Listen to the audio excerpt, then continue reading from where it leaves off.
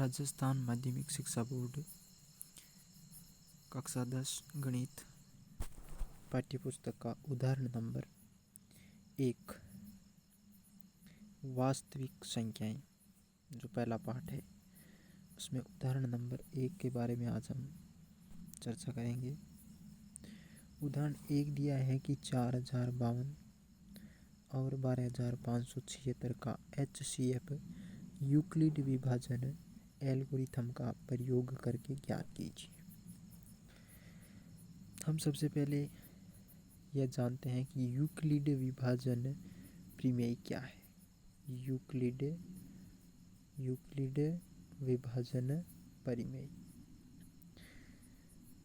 Euclid विभाजन प्रमेय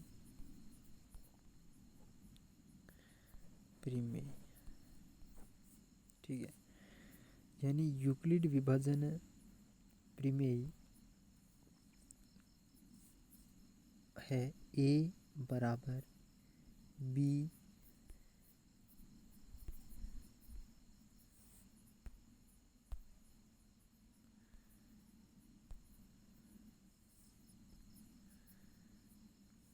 A बराबर B into Q plus R, A बराबर B into Q plus R, यानी भाज्य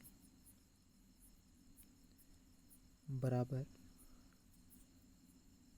भाजक गुणा भागफल प्लस शेषफल। ये क्या है? यूक्लिड विभाजन प्रमेय।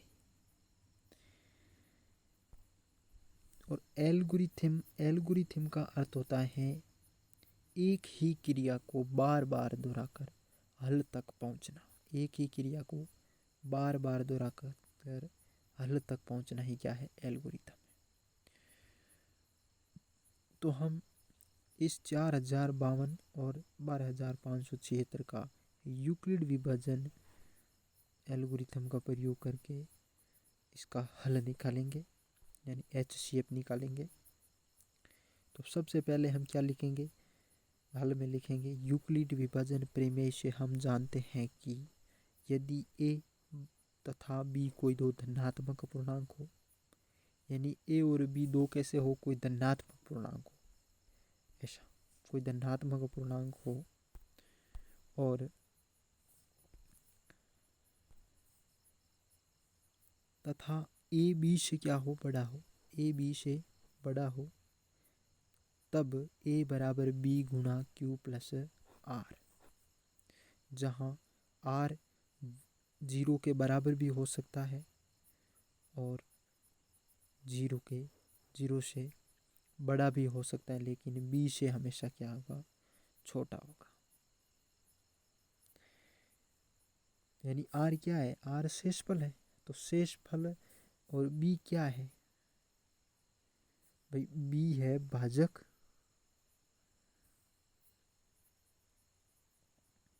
B क्या है? भाजक। तो भाजक से तो R हमेशा शेषफल छोटा ही होगा, बड़ा नहीं होगा। इसलिए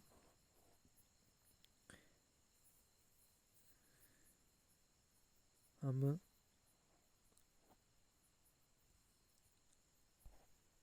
इसका चरण नंबर 1 करते हैं।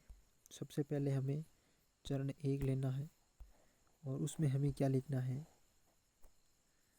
चरण 1। इसमें सबसे जो इन दो संख्या दी है, एक दी है 4052 और एक संख्या दी है 12576। 12576। तो इसमें जो बड़ी संख्या है उसको तो मानना है A और जो छोटी संख्या है उसको मानना है B। तो बड़ी संख्या 12576 है तो इसको तो हम मान लिया A, और जो छोटी संख्या 4052 उसको मान लिया B। अब हम आते हैं यूक्लिड विभाजन प्रमेय से।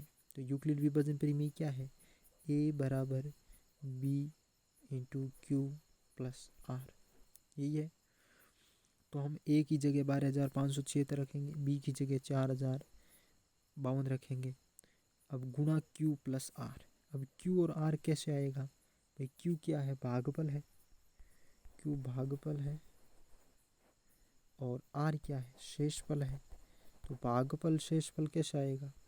जब हम भाग करेंगे तो 12,576 में भाग किसका देना है? 4,052 का भाग देना है।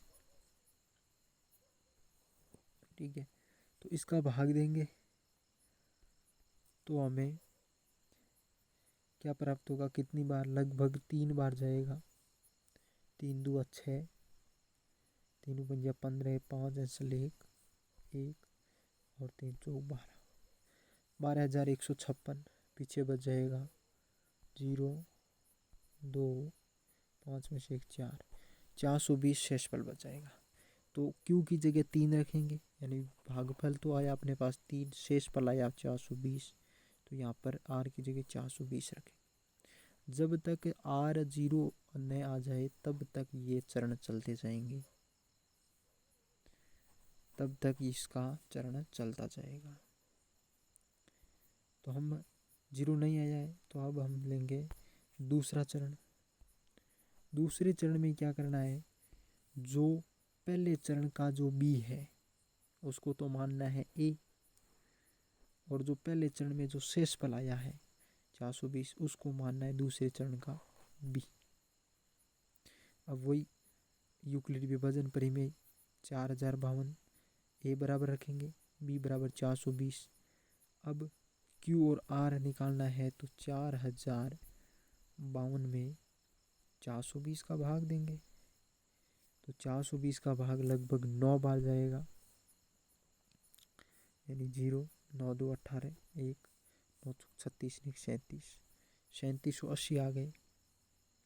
पीछे 272 बचेगा, यानी शेषफल 272 और भागफल 9, तो क्यू की जगह 9 रखेंगे और आर की जगह 272 रखेंगे। यहाँ पर अभी 0 प्राप्त नहीं हुआ है तो चरण नंबर 3 लेंगे। अब चरण नंबर 3 में ए को तो मानना है जो बी का चरण नंबर 2 का जो बी है वो तो चरण नंबर 3 का ए होगा, और चरण नंबर 2 में जो शेषफल आया है वो चरण नंबर 3 का क्या हो जाएगा? बी हो जाएगा।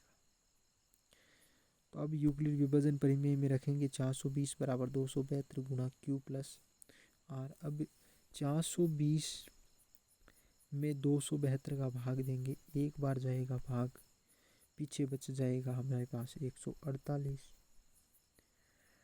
तो क्यू की जगह 1 रखेंगे और आर की जगह 148 रखेंगे। अभी 0 नहीं आया है तो चौथा चरण होगा।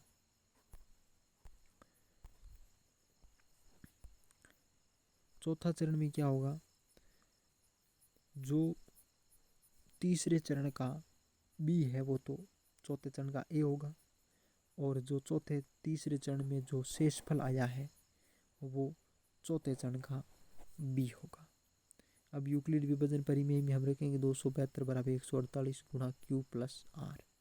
अब क्यू कैसे, आर कैसे निकलेगा? 272 में 148 का भाग देंगे, कितनी बार जाएगा भाग? एक बार जाएगा भाग, एक बार भाग जाएगा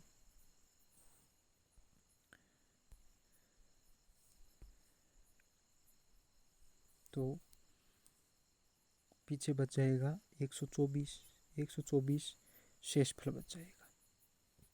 तो क्यू की जगह 1 रख देंगे और आर की जगह 124 रख देंगे।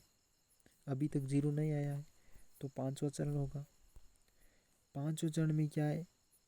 जो चौथे चरण का बी है उसको तो मानेंगे पांचवें चरण का ए, और जो चौथे चरण में जो शेषफल आया 124 वो इसका पांचवें चरण का क्या हो जाएगा? बी। यूक्लिड विभाजन में रखेंगे 148 बराबर 124 गुणा क्यू प्लस आर। अब क्यू कैसे निकला?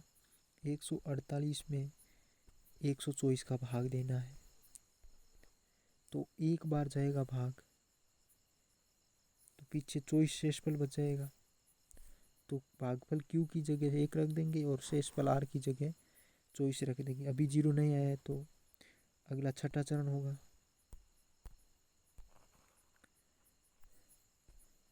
तो छठे चरण में जो a होगा वो पांचवें चरण का b होगा, और जो छठे चरण का b होगा वो पांचवें चरण का जो शेषफल आया है वो इसका b होगा 24, अर्थात 124 बराबर 24 गुणा q प्लस r। अब q कैसे निकला, 124 में 24 का भाग देंगे तो 5 बार जाएगा, 120 आएगा, 24 शेषफल बच जाएगा, 4 शेषफल बच जाएगा, 24 में 4 शेषफल बच जाएगा। तो q की जगह 5 रखेंगे और r की जगह 4 रखेंगे। अभी तक 0 नहीं आया है तो अगला चरण होगा, अगला चरण 7वां चरण। इसमें a क्या होगा, जो छठे चरण का b है वो 7वें चरण का a, और जो छठे चरण में जो शेषफल आया है वो 7वें चरण का b हो जाएगा। अब यूक्लिड विभाजन परिमेय इसी में रखेंगे, 24 बराबर 4 गुणा q प्लस r, है ना। अब q कितना है, अब 24 में 4 का भाग देना है तो 6 बार जाएगा, शेषफल बचेगा 0। अब शेषफल 0 आ गया तो इसका r की जगह 0 रख देंगे और q की जगह 6 रख देंगे। अब शेषफल 0 आ गया तो हमारा ये उदाहरण, ये HCF इसका यही होगा, जो इसका पहला शेषफल आया ना, जो इसका अब 7वें चरण का b है वही इसका क्या अभिष्ट HCF है। अतः हम लिख देंगे, अतः हम लास्ट में ये लिख देंगे कि 4052 तथा 12576 का अभिष्ट HCF 4 है, यानी जो 7वें चरण का b है वो ही इसका अभिष्ट HCF है। तो यूक्लिड विभाजन परिमेय से हमें ये इस प्रकार हम करते हैं, यानी एल्गोरिथम का मतलब ये होता है कि बार बार एक ही क्रिया को बार बार दोहराकर हल तक पहुंचना क्या कहलाता है, एल्गोरिथम कहलाता है। तो ये यूक्लिड विभाजन परिमेय था, ये उदाहरण नंबर 1 था। हम यहाँ पूरा करते हैं इसको।